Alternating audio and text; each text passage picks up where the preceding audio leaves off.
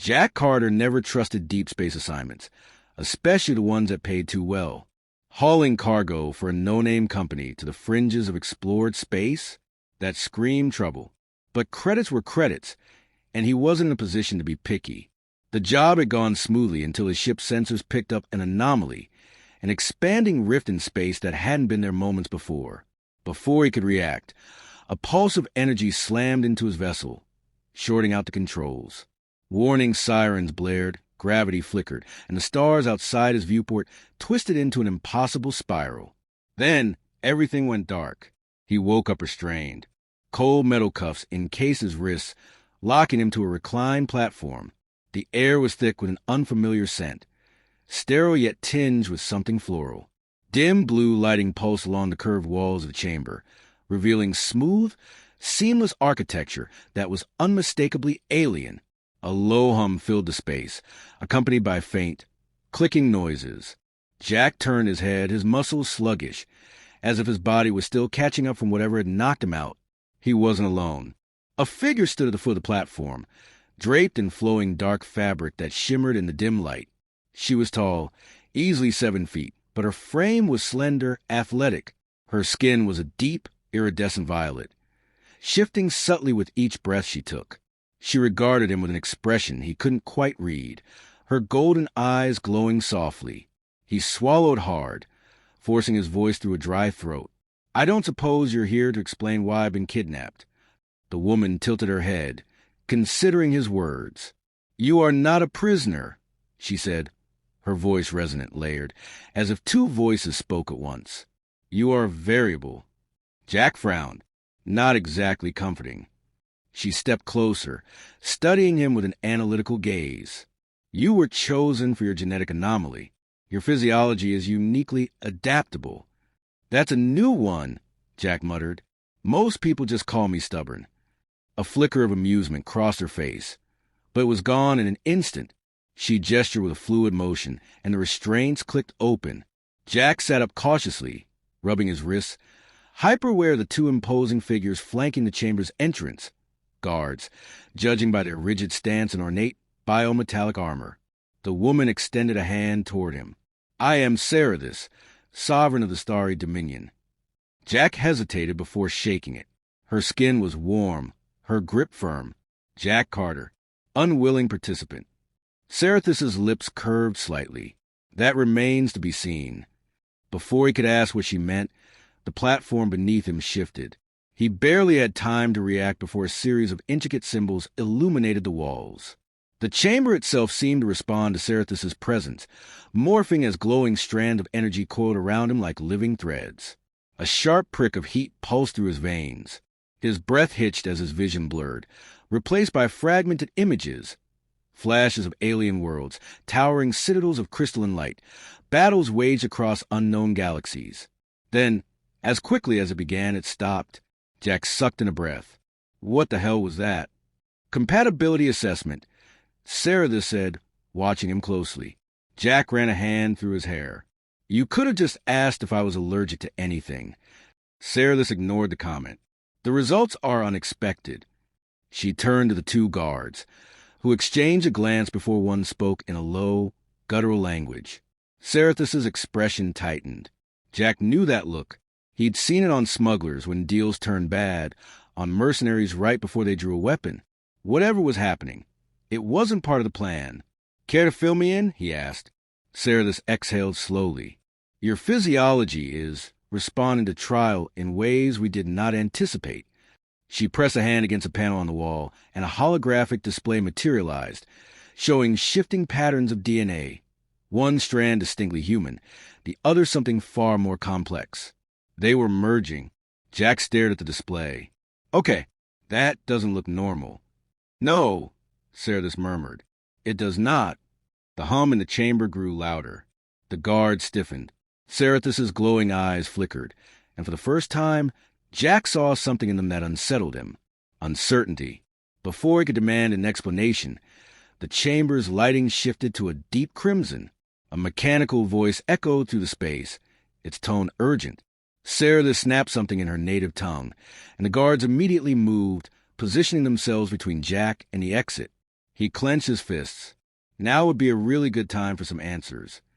Cerathis turned to him, her expression unreadable. The experiment was meant to determine human adaptability. But you have altered something within me as well. Jack blinked. What? Before she could answer, the chamber shuddered. Distant alarms wailed, and through the translucent walls, Jack glimpsed movement. Dozens of armored figures converging toward their location. Cerathis turned sharply. We must leave. Now. Jack stood, adrenaline surging. I'm all for escaping, but maybe tell me why we're suddenly running for our lives. Cerathis' gaze met his, unwavering. Because I am no longer just a queen of the starry. She took a breath, and for the first time, Jack noticed a faint glow radiating from beneath her skin, as if something within her had awakened. Her next word sent a chill through him. You have made me something more. The door burst open. The chamber door sealed behind them just as armored figures stormed the corridor outside. Jack could hear the rhythmic clang of their heavy boots, the low thrum of their energy weapons charging. His instincts screamed at him to run, but Cerathis stood motionless, her breath slow and measured, as if listening to something beyond his perception. The glow beneath her skin pulsed again, faint but unmistakable. Jack clenched his fists. I'm starting to think I should have stayed on my damn ship. Cerathis turned to him, her golden eyes brighter than before. Your presence has triggered an anomaly within me. My body is shifting, evolving. She flexed her fingers, and for a brief moment, the air around her shimmered. I can feel it unraveling what I was, becoming something else. A sound from outside cut her off, a guttural voice barking orders. The door trembled under the force of a blow. The guards flanking Cerathis stiffened, their hands hovering over the hilts of their weapons. Jack took a step closer. So what happens now? You said I changed something in you, but what does that mean? Cerathis' gaze flickered, as if warring with an answer she wasn't ready to give. Then, without warning, she dropped to one knee. Her fingers curled against the floor, her body shuddering. The glow within her intensified, swirling beneath her skin like liquid light. One of the guards took a cautious step forward. My queen! Cerathis inhaled sharply. When she exhaled, the entire room vibrated. The guard staggered back. Jack felt it too, a ripple in the air, like pressure shifting before a storm. Then the pain hit her. She arched forward, a strangled sound escaping her lips. The glow beneath her skin surged, fracturing in jagged patterns along her arms and throat. The metallic walls of the chamber groaned, reacting to whatever energy was radiating from her. Jack moved instinctively, kneeling beside her. Cerathis, he said, reaching out but stopping just short of touching her. Talk to me? She lifted her head, and for the first time, fear flickered in her expression. It's happening too fast. Jack swore under his breath. What's happening? Before she could answer, the door exploded inward. A shockwave sent the guard sprawling, and Jack barely had time to shield his eyes as figures poured into the chamber. The starry warriors wore elaborate battle armor, their weapons gleaming with crackling energy. But it was the figure who stepped in last that caught Jack's attention. He was massive, even by starry standards. His armor was darker, more ornate, bearing the sigils of high command. A long, jagged scar ran from his brow to his jaw, and his cold, calculating eyes fixed on Cerathis with something close to disgust. Queen Cerathis, he said, voice deep and sharp as a blade. Or should I say, former queen? Cerathis forced herself to stand, though Jack could see the strain it took. Hi, Warlord Vekith, she said, her voice controlled despite the chaos crackling beneath her skin. Vekith sneered. Your body betrays you. You are no longer what you were. Your connection to the starry bloodline has been tainted. His gaze flicked to Jack, and his lips curled with disdain. By him. Jack tensed, but Cerathis stepped between them. I am still your queen, she said, her voice cold. I rule by right of strength and lineage. Vekith shook his head. Not anymore. He gestured to the warriors at his side. The council has convened. They have seen what you are becoming. The throne must remain pure. Cerathis' hands curled into fists. The light within her pulsed again, stronger this time. The very walls of the chamber seemed to respond, vibrating in resonance with whatever change was overtaking her. Jack saw it too. This wasn't just glowing. She was radiating power. Vecca scowled. Surrender peacefully, and you will be granted exile. Resist, and you will be struck down. Jack had been around long enough to recognize a coup when he saw one. He stepped beside Cerithis, lowering his voice. You don't actually trust him to let you walk away, do you? Cerithis' expression remained unreadable, but the set of her jaw told him everything. No. She took a slow step forward. The council does not dictate the throne, she said. The right of leadership is decided by combat. Murmurs rippled through the warriors, but Vekith only smiled, as if he'd been waiting for those very words. Very well, he said. Then you will fight, but not me. His smile widened. Him. Jack blinked. What? Cerithis tensed. He is not sorry. He has no right to. He is the cause of this corruption, Vekith interrupted. Let him prove his worth in the arena. If he wins, you may keep your throne. His eyes gleamed with cruel amusement. If he dies, order's restored. Jack exhaled through his teeth. I really should have stayed on my damn ship. Cerithis turned to him, urgency in her gaze. You do not have to do this. Jack rubbed a hand down his face. Pretty sure I don't have a choice. Vekith chuckled darkly. Tomorrow at dawn. He turned, motioning for his warriors to follow. Try not to break your pet before then. Jack clenched his fists, watching the warlord leave. When the doors finally sealed again, he let out a breath and looked at Cerithis. So, any chance you've got a crash course in alien combat techniques? She studied him for a long moment before nodding. Then let's get started. Jack stood in the center of the arena, rolling his shoulders as the weight of his armor settled over him. It was lighter than he expected, flexible, yet it thrummed with an energy that wasn't entirely natural. Cerithis had called it bioweave, a living material that responded to its wearer. It was supposed to enhance his reflexes, maybe even keep him alive a little longer. He wasn't convinced. The crowd above roared, a sea of towering starry warriors watching from the Colosseum's high tiers. Their voices blended into a cacophony of deep, resonant tones, their anticipation nearly tangible. This wasn't just a fight to them. It was a reckoning. Across the arena, his opponent emerged. Jack exhaled sharply. The starry champion was a brute, even by their standards. Nearly 9 feet tall, broad as a warship's hull, and clad in reinforced armor that pulsed with veins of crackling red energy. The air around him shimmered, distorted by the sheer force of his presence. His name, spoken in reverence and fear by the warriors around them, was Dirac Volume. Jack had a bad feeling about this. Vekith stood on a high platform, his expression one of smug satisfaction. The right of combat begins, he announced. Strength will decide who leads. Fate will decide who survives. Jack flexed his fingers, the bioweave tightening instinctively around his arms. Cerithis' voice echoed in his mind, her parting words before she left him to face this alone. Your strength is not in your size, nor in your weapons. It is in your defiance. Remember that. The ground beneath him trembled. Dirac moved. Jack barely had time to react before the brute was upon him, a massive fist swinging toward his skull. He ducked, barely avoiding the blow as it shattered the ground where he had been standing. Dust and debris erupted around them. Jack rolled, coming up on one knee, and lashed out with his own strike. His fist connected with Dirac's side, only to feel as if he had just punched a reinforced bulkhead. Pain shot up his arm.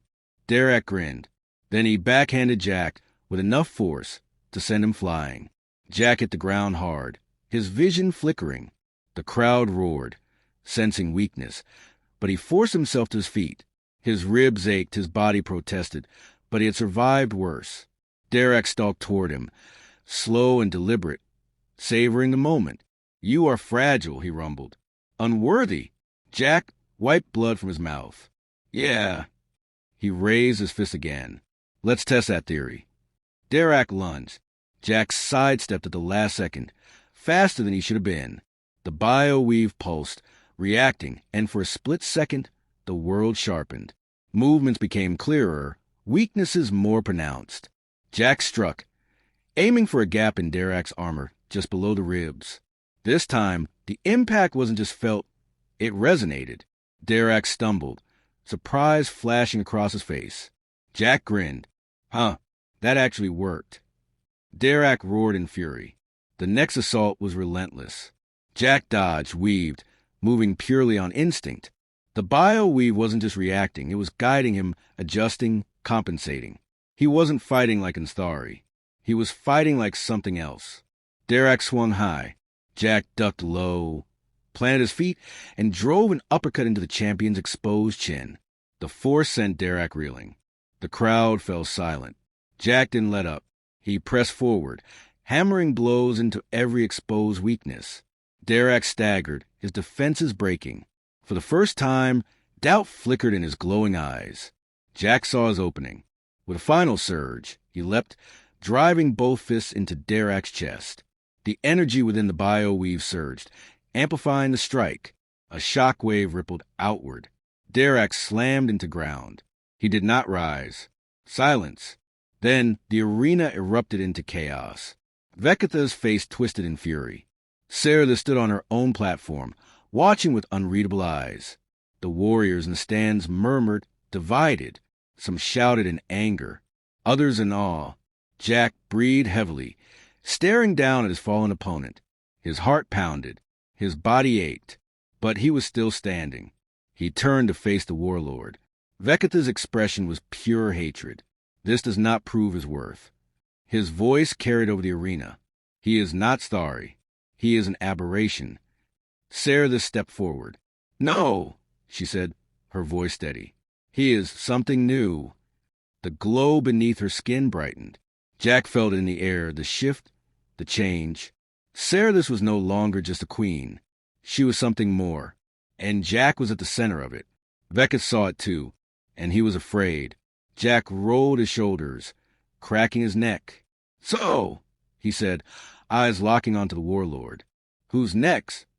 The throne of the Starry Dominion was unlike anything Jack had ever seen. It wasn't just a seat of power, it was alive, a construct of shifting light and metal, pulsating with energy that resonated through the very air. The grand chamber, carved from obsidian and crystalline veins of luminous energy, stretched high into the darkness, its towering pillars engraved with the history of a species that had ruled the stars for millennia. Now, those same rulers stood in silence, watching him. Jack exhaled slowly. A few days ago, he had been a simple cargo hauler, scraping by on the fringes of civilized space. Now, he was standing at the center of an empire, about to be named its king. Sarah stood beside him, her presence more commanding than ever. The transformation that had begun within her had only intensified since the trial. Her skin shimmered with power, the golden glow in her eyes now burning with something deeper, more profound. She was still the queen of the Starry, but she was something else, too. Something new. Vekatha was gone. His coup had failed, and those who had sided with him had either fled or sworn fealty to Saradis. But the council remained divided. Many Starry had accepted Jack's victory, acknowledging his strength, his resilience. Others saw him as a contamination, an outsider who had no place on the throne. Saradis addressed them now, her voice echoing through the chamber. The trial by combat has spoken. Strength has decided. The throne is his.